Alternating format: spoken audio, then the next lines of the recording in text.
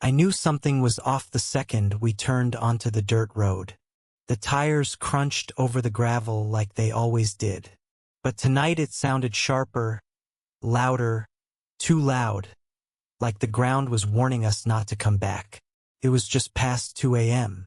The headlights cut through the fog like dull blades, barely lighting up the old fence posts that lined the driveway. The woods around us were still, dead still. Not a single chirp, rustle, or hum. Even the bugs had gone quiet. And out here, that never happens. I glanced over at my wife, Mara. She was dozing in the passenger seat, head tilted against the window, her blonde hair a mess from the road. In the back, Noah and Ellie were both knocked out, tangled up in blankets in each other. We'd just driven 6 hours home from a cousin's wedding 2 towns over. One of those long overdue family things we finally made time for. I'd been hoping the trip would reset something in us, give us a break. But the second our old farmhouse came into view, that strange sinking feeling returned. I eased the truck to a stop beside the barn. The porch light was out, which was weird since I always leave it on when we're gone. The house looked dark, lifeless, like it had been sitting there holding its breath the whole time we were away. Mara stirred and sat up slowly, rubbing her eyes. "We home already?" "Yeah," I said. "Go wake the kids. I'll grab the bags."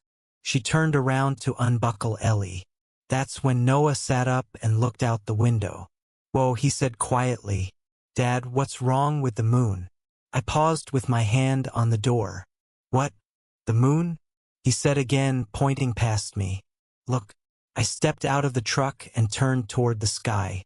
My stomach dropped. There it was, hanging low and massive above the treein, dark red, almost maroon, like a blood clot smeared across the stars.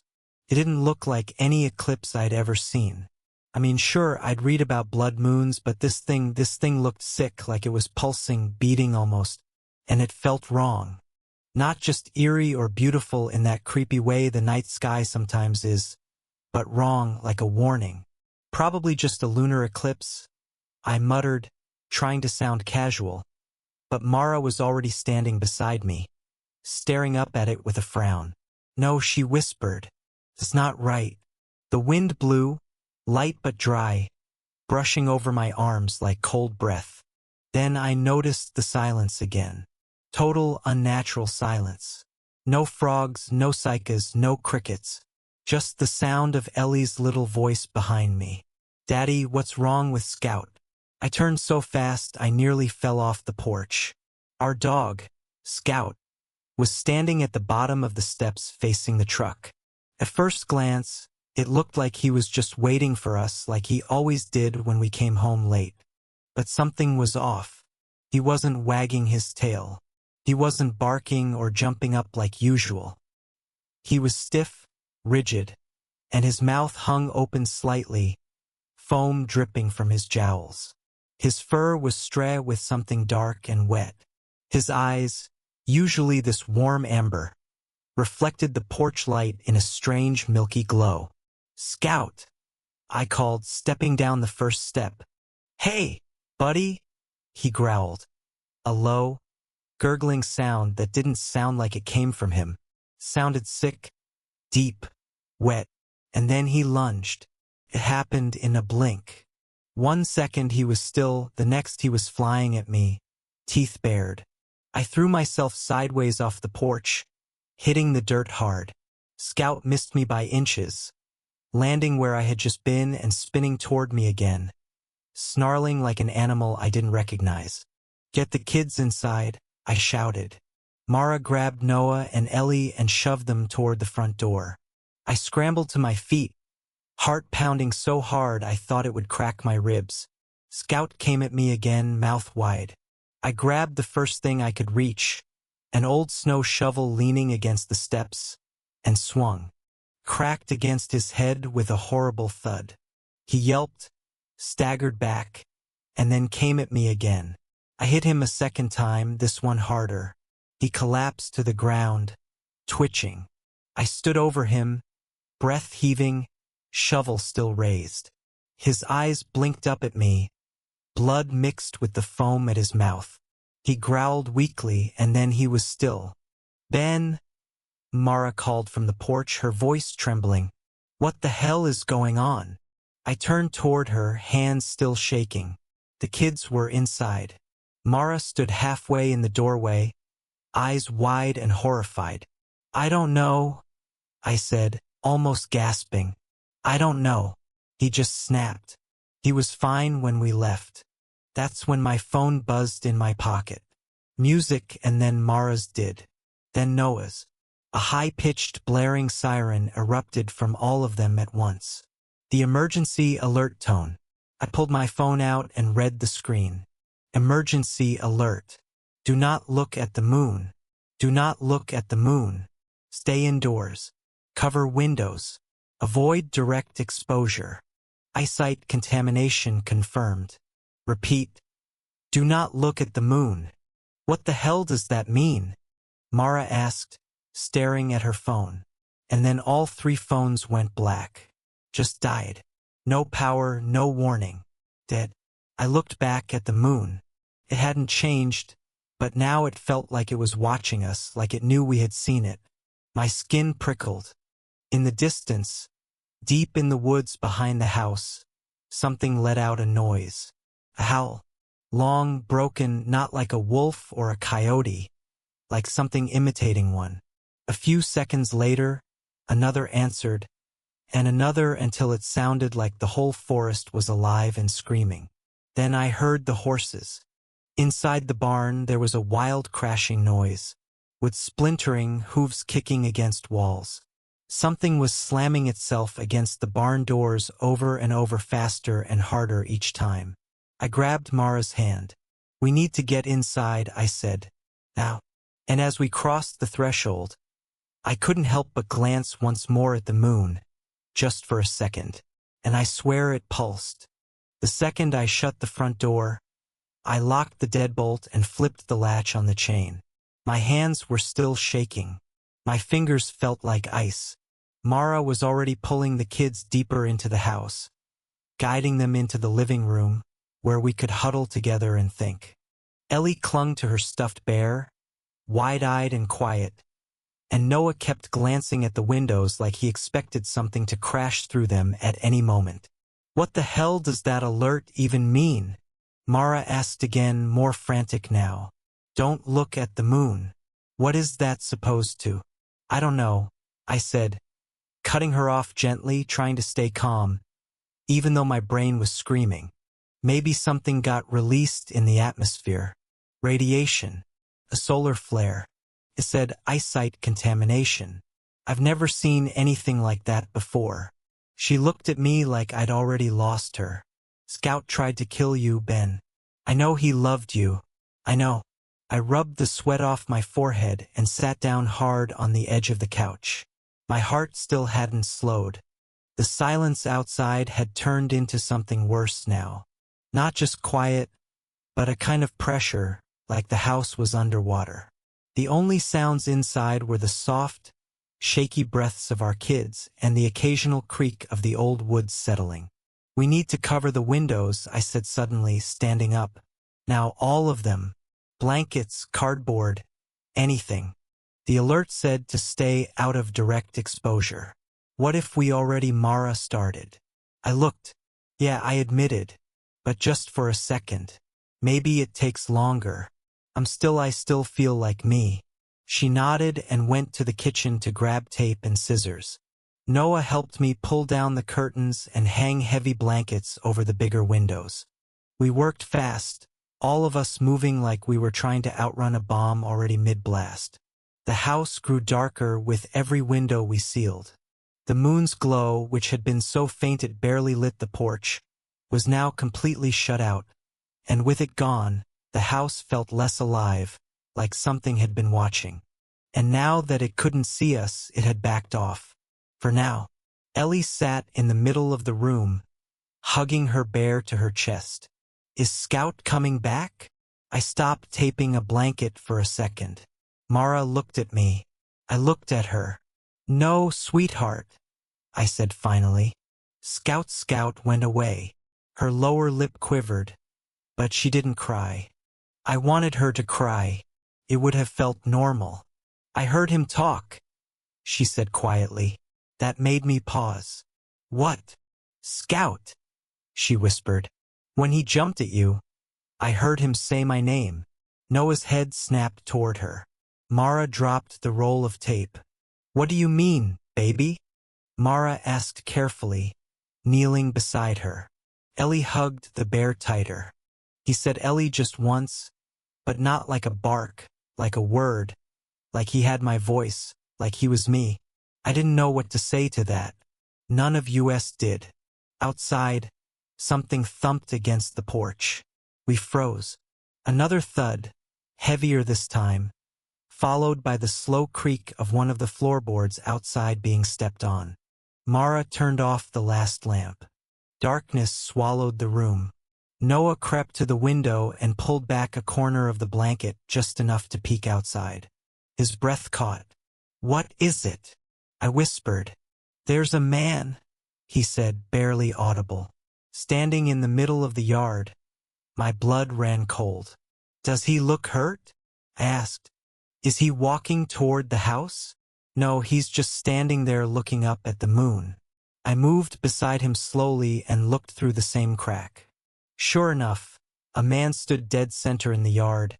Jeans, long coat, bare feet, head tilted all the way back like his neck was broken, mouth open, eyes wide, just staring. He's not blinking, Noah whispered. Then suddenly the man twitched once like a jolt ran through him. Then his head snapped forward and looked directly at the house. At us. I yanked the curtain shut and stepped back. Stay away from the windows, I hissed. Ellie whimpered and Mara held her close, her voice low and firm. It's okay, baby. We're safe in here. We're together. We all stood there for what felt like forever, listening for movement, for more footsteps on the porch, for breaking glass or forced locks. But there was nothing, just the distant sounds again, low growls, some screeches, and the unmistakable sound of wood splintering far off, maybe from another barn or neighbor's shed. The noises didn't feel like they were coming toward us. Not yet, just circling. When I finally allowed myself to sit again, my hands were still clenched tight around the handle of the fireplace poker I'd grabbed earlier. I hadn't even realized I'd taken it with me. I think we're in the eye of it, I said softly, like the storm hasn't fully hit us yet. Noah looked pale. Do you think it's everywhere? I didn't answer. I didn't want to lie to him. Ellie had finally fallen asleep in Mara's arms, small breaths puffing against her sweater. Mara met my eyes across the room. What do we do, Ben? Just wait it out. I didn't know. That was the worst part. I'm the one who's supposed to have the answers. Fix the pipes, pay the bills, get the oil changed, keep the family safe. But this wasn't a storm. It wasn't a break-in. It was something older, bigger, something we weren't supposed to understand. And then we heard it again. The barn. The horses were screaming. A horrible, wet shriek like they were being torn apart. Then something slammed against the metal doors hard enough to rattle the windows. The whole house shook. We can't stay here, Mara said suddenly, eyes wide. If whatever's out there breaks into the barn and the house is next, we'll be sitting ducks. The truck's right there, I said. We could make a run for it. Noah shook his head. The guy out there is still standing by the truck. Then we wait a few hours, I said. We'll sleep in shifts. If he leaves, the barn exploded. Wood splinters blasted into the night like gunfire. The horses screamed again, then went silent. From the porch, we heard the sound of metal being dragged across concrete. Noah grabbed my arm. He's gone. What? The guy in the yard. He's gone. Just disappeared. I didn't move. Didn't breathe. Every hair on my body stood on end. Something heavy slammed against the front door. 1, 2, 3 times. Then silence. We all sat there, frozen in place. And through the boards covering the window, we saw it. The moon glowing faint red around the edges, watching, waiting. None of us moved. The sound was gone, but the pressure wasn't. It was still there, pressing in from all sides like the house was being slowly squeezed by something enormous and invisible. You could feel it in your chest, in your jaw, like the air itself had turned heavy. For a long time we just listened. Mara clutched Ellie tighter. Noah stood frozen by the window, poker still gripped tight in his hands. I was crouched by the front door, every muscle tensed like I'd have to fight something off any second. But nothing came. No more slamming, no footsteps, just silence again. I reached slowly for the shotgun in the cabinet beside the stairs. It hadn't been fired in years, but it was clean, loaded, and ready. I kept it for coyotes. I never imagined I'd be using it to keep whatever the hell this was outside our front door. I pulled Mara aside gently and whispered, "Take the kids into the pantry. It's windowless and solid. Stay there. Lock it behind you." She looked like she wanted to argue, but didn't. She nodded, stood, and guided Ellie and Noah toward the back of the house. I watched until they disappeared into the hallway, then turned back toward the door, shotgun in hand. The silence was somehow worse now that I was alone. I pressed my ear against the wood. Nothing. No breathing, no scratching. Whatever had slammed into it, whoever was gone or hiding or waiting. I glanced at the front window where the faint red glow of the moon was still barely visible through the cracks between the boards. "Do not look at the moon," I muttered to myself, repeating the alert like a prayer. Do not look at the moon. But it was hard not to. It drew the eye like a fire in the dark. You didn't mean to look. You just always ended up staring, even without realizing it. A soft creak echoed above me. I turned my head slowly toward the ceiling. We hadn't checked the attic windows. Another creak. A shuffling noise. Footsteps. Light. Deliberate. Like someone didn't want to be heard. I raised the shotgun and backed away from the door. Eyes on the ceiling. I knew every inch of this house. It was built by my grandfather, remodeled by my father, and now mine. I knew the way sound moved through these walls. And that sound, those soft, dragging footsteps, they were in the attic. I crossed the room slowly, careful not to make the floorboards groan, and slipped into the hallway. At the end of it was the pantry. I tapped the door twice. Music. Mara cracked it open. "Something's upstairs," I whispered. "I'm going to check it. Keep the kids in here. Don't make a sound unless it's me." Her eyes widened. "No, Ben. What if I don't go now? It might come down on top of us." She looked at me for a second like she wanted to stop me, then slowly shut the door. I heard the soft click of the lock. I crept toward the attic stairs. The pull-down ladder creaked as it lowered. The attic was always cold, even in summer. But as I climbed, I felt heat coming from above. A strange heavy warmth that clung to the skin. It smelled like dirt and rot. At the top, I pushed the hatch open and stepped inside. It was pitch black except for one thin beam of red light slicing through the center of the room, coming from the tiny attic window we'd completely forgotten about. The moonlight bled through like a laser, cutting across boxes and old furniture. In the middle of it stood a boy, small, still not mine. I froze. He looked about Noah's age, pale, so thin he looked brittle. He was facing the window with his back to me, standing directly in the red beam, arms loose at his sides, his head tilted slightly like he was listening to something no one else could hear. "Hey!" I called softly. He didn't move. I stepped closer, keeping the shotgun ready. "You lost, kid." Still nothing. "Are you okay?" Slowly his head turned. Not all the way, just enough that I could see the side of his face. His eye, it glowed faintly red. Then he spoke, but not in a child's voice. I saw it, he whispered, the words raw and broken like he hadn't used his throat in years. It showed me everything. I stopped moving. What showed you? I asked, my voice barely holding steady. His lips curled into a smile. The truth. The moon is not the enemy. It's a mirror.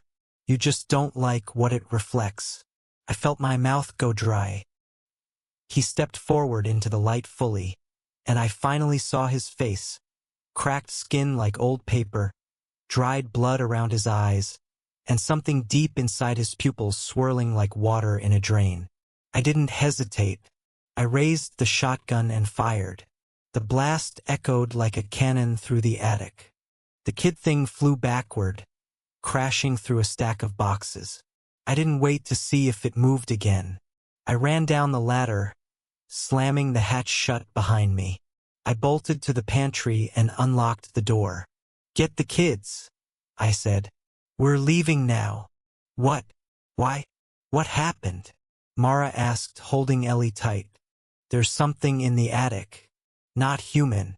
I don't care where that moon came from or what it's doing.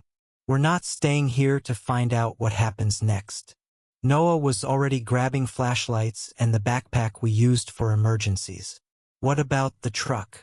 Mara asked. I paused. I don't know. If we can't use it, we run. She stared at me, terrified. Run with the kids? We don't have a choice. She nodded, eyes welling, but she held it together. We slipped out the back door through the mudroom, flashlights off, crouching low. The red glow of the moon was still leaking through the clouds, but we kept our eyes down, moving fast. The barn was a mess of broken wood and scattered hay. The horses were gone, or what was left of them. Something had torn through the doors like paper. Noah pointed toward the truck. I raised the shotgun again, motioning for them to stay back, and crept forward. The truck was destroyed. Something had smashed the engine block clean in like it had been stomped on by a giant. The hood was crumpled like tin foil and the windshield was completely gone. We weren't driving anywhere. I whispered. Mara grabbed my arm. What now? We run, I said. We take the woods, stick to the creek trail. If we follow it west, we'll hit the highway in 2 hours. Noah looked up, eyes wide. Dad, what if it's in the woods, too? I looked down at Ellie, who was clutching her bear again. She hadn't said a word. We stay together, I said. No matter what, we stay together. And then we heard it again. Voices, dozens of them, whispering, chanting from the trees, from the fields, from the sky, calling us. And still, above it all, the moon pulsed. We didn't run at first. We just stood there, surrounded by it. The whispers came from everywhere, but nowhere at the same time. You couldn't pin them down. Every time you turned your head, they moved, slithered to the other side, like sound itself was circling us. I couldn't tell what they were saying. Not exactly. It was too fast, too layered. It was like 1,000 mouths were murmuring at once in a language not meant to be spoken out loud. Mara pressed Ellie's face into her shoulder, shielding her eyes. Noah clutched my hand, his knuckles bone white. Then suddenly the whispers stopped. The silence was like a slap, heavy, too perfect. Then came the scream. It didn't sound human. It tore through the woods with this guttural pitch that made my teeth hurt. Something crashed through the underbrush not far from us, branches snapping, leaves scattering. I didn't hesitate. Move, I yelled. Go now. We turned and bolted into the woods, following the narrow, barely there trail that ran alongside the dry creek bed. I kept one hand on the shotgun and the other on Noah's back, urging him forward. Mara ran just ahead with Ellie clutched tight in her arms. Her legs were bleeding. Branches had torn through her jeans, but she didn't slow down. She didn't even cry out. We ran like animals, fast, blind, just following instinct. Behind us, we heard them footsteps, multiple sets, fast, some light and sharp like hooves, others heavy, dragging, and voices again, low and rhythmic now like a chant. Not angry, not excited, just patient, like they knew we couldn't run forever. Noah stumbled over a root, almost fell. I grabbed his arm and yanked him back upright. "You're doing great, buddy," I said, breath ragged. "Just keep going. Don't stop." He nodded, tears in his eyes, but not falling. We broke through a thicket and hit a clearing near the old rusted fence line at the edge of our property. I remembered this place. There used to be an abandoned hunting shack nearby, half collapsed, but still standing enough to take cover in. "There," I said, pointing ahead. "Go that shack. Get inside." We rushed it, Mara kicking the door open with one boot. It clattered against the wall and we tumbled inside, slamming it shut behind us. The place stank of rot and mold. The roof was half caved in, but the walls were still up. A broken cot leaned in one corner and a rusted stove sat in the other, cold and dead. I pushed a small dresser in front of the door and crouched low, trying to breathe, trying to think. Noah collapsed next to me. Ellie was crying now, soft and muffled into Mara's coat. I didn't blame her. Then I heard something new, a voice crackling through static. At first I thought it was my imagination. Then I realized it was real, faint. Noah heard it too. He turned his head, eyes wide, scanning. "There," he said, pointing to the corner. "Behind that." I crawled toward the back wall and found it. A weathered battery-powered radio tucked inside an old crate. The casing was cracked, but it was still running. The signal faded in and out, buried in static.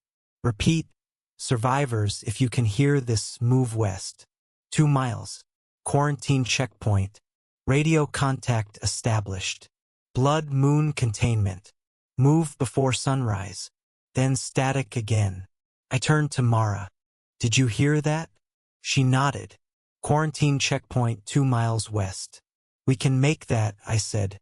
"We can cut through the back trails and wait." Noah interrupted, voice trembling. "Why did it say blood moon containment? What does that mean?" I looked at him. I think this isn't everywhere. Maybe it's local. Maybe it's tied to something in the ground or the sky here. The alert said not to look at the moon. Maybe it triggers something in people, in animals. Whatever's happening, it's connected to that thing. He swallowed hard. "But you looked." "I know. Are you going to turn into one of them?" Mara flinched. "I don't know," I said, and that was the honest truth. "But I'm still here now, and I'm not going to let anything happen to you." Another crash outside. A figure slammed against the shack wall hard enough to shake the whole frame. Dust fell from the ceiling. Then a second hit. The wood splintered. "We have to move," Mara said. Now I looked at the shack window. The moon was out of sight. Clouds had moved in, thick and heavy, dulling the glow just enough to buy us a window, a literal one. "Noah," I said, turning to him, "do you remember that hill trail near the old ravine?" "Yeah." "Think you can lead us?" He nodded. "Then take your sister. Mara, you go behind them. I'll follow. But I've got the shotgun. I'll be fine." She nodded once. No time for arguing now. We busted out the side window. Glass shattered everywhere. Noah climbed through first, then Mara with Ellie. I went last, landing in the dirt just as something roared behind us and shoulders slammed the door off its hinges. I didn't look back. We ran through tangled brush, over mossy rocks, between trees that clawed at our clothes. It was like the forest had come alive, grabbing at us, trying to hold us in. Something darted through the trees beside us. I caught a glimpse. A deer. Only its eyes were glowing and its jaw hung too low, broken and flapping as it ran. A trail of blood smeared the leaves behind it. Ellie screamed. "Keep going," I shouted. Ahead, I saw the trailhead, the start of the ravine path. If we followed it and didn't stop, we'd hit the road by sunrise. That was the plan. That was all we had. But the forest had other ideas. Noah stopped short. The bridge. I caught up and saw it. The old footbridge that crossed the ravine had collapsed. Only a few planks and ropes dangled on either side. The drop was steep, maybe 20 foot down. No choice, I said. We climb. One by one. We slid down the muddy slope, grabbing roots and rocks. Mara slipped halfway, and I caught her wrist before she could fall. Ellie clung to Noah like her life depended on it. And maybe it did. We hit the bottom and started climbing the far side. Halfway up, a sound stopped us cold. A groan, then a word. Noah. He turned, eyes wide. It was a woman's voice. Noah, it's me. Come back. He froze. Noah, don't. I snapped. But that sounded like it's not your mother, I said, my voice sharp. She's right here. He looked up at Mara, then down into the shadows. Another voice came. Ellie, higher pitched, younger, like her own. I'm scared. Help me. Ellie whimpered and buried her face into Mara's chest. Just keep climbing, I said. They're trying to pull us in. We reached the top and broke through the trees just as the first hint of sunlight touched the sky, gray and faint, but real. The moon was still up, but fading, retreating behind thick morning clouds. And in the distance, across the last field, we saw them. Flashlights, movement, voices calling out, people, soldiers, a checkpoint. We were almost there. But then Mara gasped. I turned. She was staring at me, pale as death. And then I saw it. A bite mark on my wrist, small from Scout. For a moment, no one spoke. We stood at the trean, breathless, bruised, and barely standing. The checkpoint was less than 100 yards ahead. Tents, floodlights, soldiers waving in the last few stragglers from the woods. A convoy of military trucks waited near the road, ready to evacuate whoever made it in time. But Mara wasn't looking at the checkpoint. She was looking at me. Her eyes were locked on my wrist where my sleeve had pulled back just enough to reveal the dark half-healed bite. It wasn't bleeding anymore, but the skin was bruised purple around the edges. The shape of Scout's teeth clearly visible like a signature. I pulled the sleeve down quickly, but it was too late. Noah had seen it too. Ellie was still clutching Mara, eyes closed, too tired to notice. Maybe it was better that way. Mara's voice came out like sandpaper. How long have you known? I said. Not really. I didn't feel it until earlier when we were running. I thought I hoped. Maybe it didn't break the skin. Then, I looked her dead in the eyes. I'm still me. You know that. I haven't changed. You don't know that, she said. And now her voice cracked. We don't know what this is, what it does. What if it's inside you already? What if you get there and they won't let us in? What if they shoot you on sight? What if they separate us? She was shaking now. Noah was standing behind her, frozen, waiting for someone to decide what to do. His eyes were locked on me, but he wouldn't say anything. He didn't want to choose sides. I swallowed hard. My throat felt like it was closing. They'll help us, I said, though I wasn't sure if I believed it. They have to. That's what quarantine's for, right? To help people before it gets worse. They're soldiers, Ben. Mara said, this isn't a hospital. This is containment. I looked down the hill again toward the checkpoint. One soldier spotted us and raised his hand, shouting something. He waved us forward. There was still time. I turned back to my family. You're right, I said quietly. They might separate us. They might not let me on the truck. But you and the kids, you can make it. You can get out. Mara's jaw clenched. I'm not leaving you behind. You might not have a choice. A noise behind us made us all spin, rustling in the trees, then a thump, something heavy landing on the forest floor. Another groan, low and dragging. They were close again. We didn't have time. I looked at Noah. Take your sister. Run. Get to the checkpoint. Don't stop.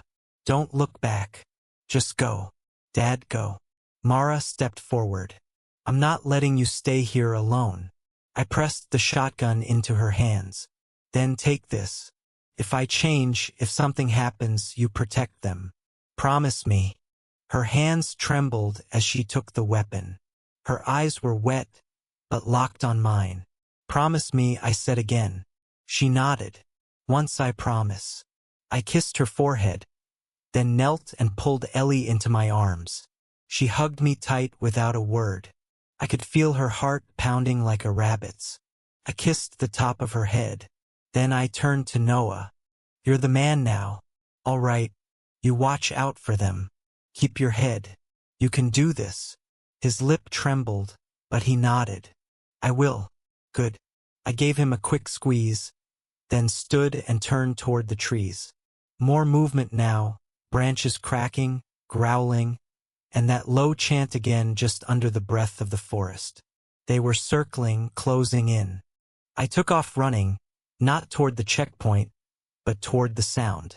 Behind me, I heard Mara call out my name once, then silence, then footsteps retreating fast in the other direction. Good. They were going. I ran into the woods like a man possessed, making as much noise as I could, snapping branches, shouting, throwing rocks, anything to draw them away, to be the louder flame in the dark. Shapes moved in the shadows, fast and twitching, limbs that bent wrong, faces that weren't really faces anymore. Some crawled, some dragged themselves forward like they didn't know they were supposed to stop.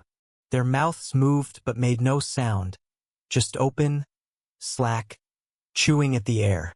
One of them, an old man I recognized from town, Mr. Harris, lunged from behind a tree. I swung a branch and knocked him off balance, but he got up too quickly, too fluid, like something inside him didn't care about the body it was using. They started to surround me. I grabbed a flare from my belt, one I'd taken from the truck kit, and cracked it. The red light hissed and burst to life, burning bright in the darkness. The creatures backed away, hissing, shrieking, covering what was left of their eyes.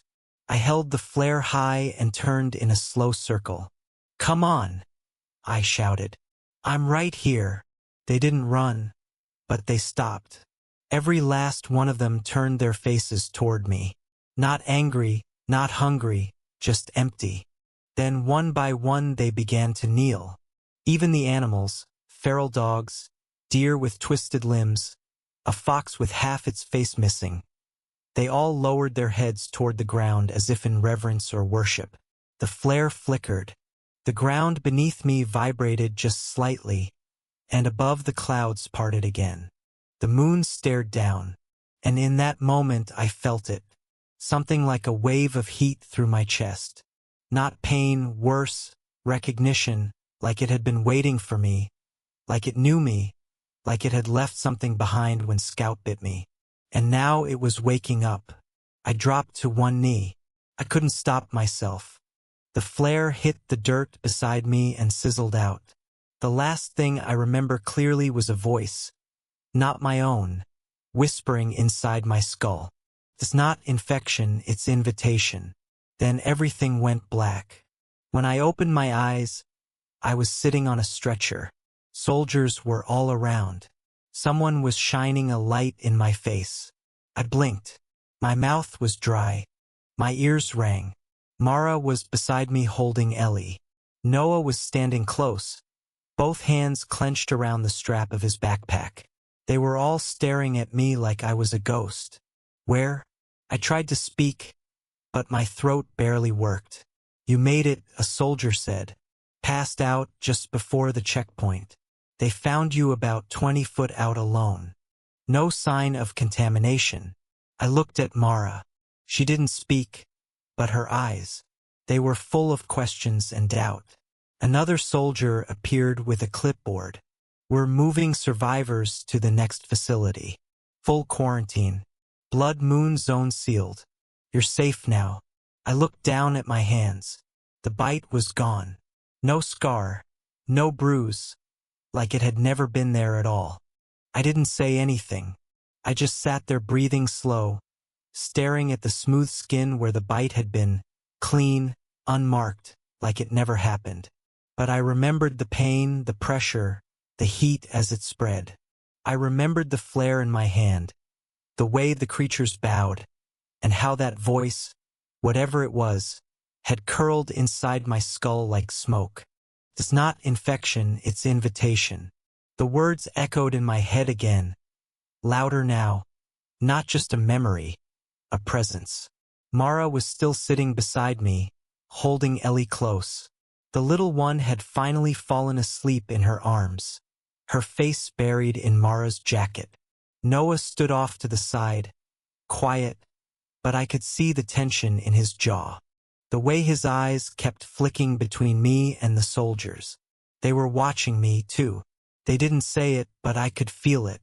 The way one soldier kept his hand hovering near his holster.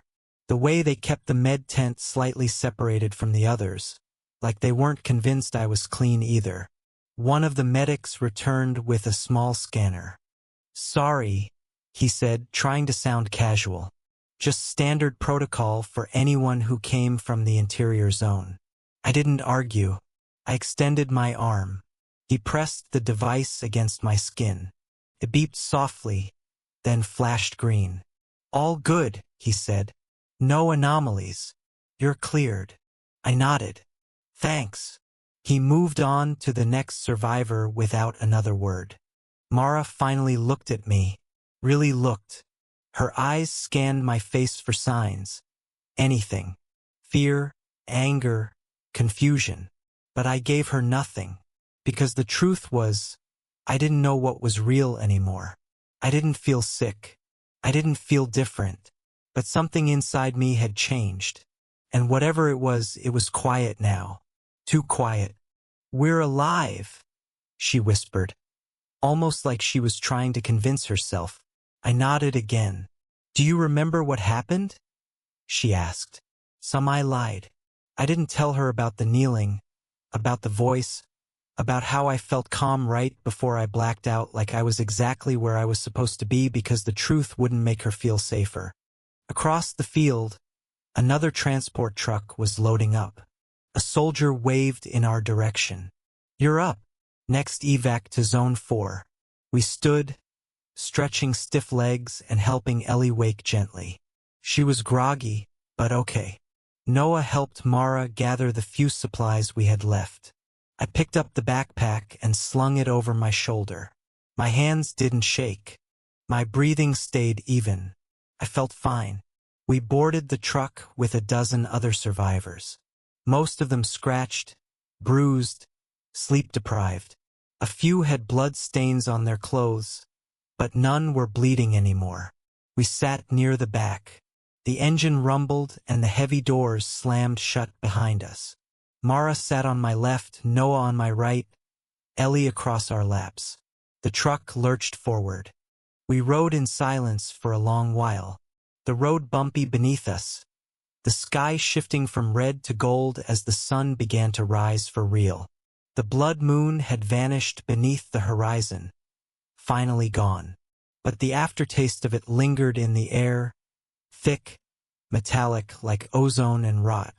One of the soldiers sitting near the front spoke into a radio, his voice low but serious. I caught a few words. Containment perimeter secured. Zone stabilized. Anomaly not spreading. I leaned back against the metal wall and closed my eyes. It wasn't over. I knew that you could quarantine a place, fence it off, scrub the topsoil, bulldoze the trees, burn the evidence. But the thing, whatever woke under that red moon, it had already touched too many. And some of those people would lie about it. Some wouldn't even know. Some, like me, would carry the silence with them like a second shadow because it didn't just infect the body. It whispered. It offered. One by one, we were ushered out and into the open. A new compound surrounded by fences and floodlights. Clean, organized, military efficient. They handed us new clothes, checked us again, asked questions. Too many questions. But we answered them all. Name, age, exposure time, physical symptoms. I gave them the version that would keep my family together. No, I didn't look directly at the moon. No, I wasn't bitten. Yes, I heard the alert. Yes, I followed instructions. Yes, I feel normal. They believed me. Eventually, they assigned us to a small trailer. 3 beds, a table, clean water. It was more than most had. We stayed there for the next 3 nights. The dreams came on the second. I didn't tell Mara, but I woke up gasping, drenched in sweat, heart racing. The dream was always the same. Me standing in the middle of our field, moonlight pouring over the ground like syrup. Everything quiet, too quiet. Then the soil begins to move. Fingers pushing up through the dirt. Faces pressing out from under the ground like plastic wrap. And all of them are whispering in unison. You open the door. I always wake before they reach me, but it's getting closer. Each night they get closer. On the 3rd morning, I found Noah sitting on the steps outside our trailer, staring at the sky. The moon was gone. Sunlight was bright and clean. You okay? I asked, sitting beside him. He nodded slowly. Then he said, Dad, when you were in the woods, when you stayed behind, did something happen to you? I paused. I looked at my son, this kid who had just watched his entire world twist itself inside out, who hadn't cried once, who had protected his sister without flinching. He deserved the truth, but I didn't have it. Not really. I don't know, I said. Maybe. He nodded again. We sat in silence for a while. Then he said, I think it's not over. I looked at him. He didn't blink. He wasn't scared, just sure. Why? He pointed to the ground. At the edge of the concrete, just past the gravel path, a small patch of earth had begun to crack. Dry dirt, thin lines like something underneath was pushing up. And right there in the middle was a single print. Not a shoe, not a paw, a hand pressing up like it was reaching, waiting, invited. I put my arm around his shoulders, pulled him close, and we sat there watching it. And for the first time, I didn't feel fear. I felt familiar.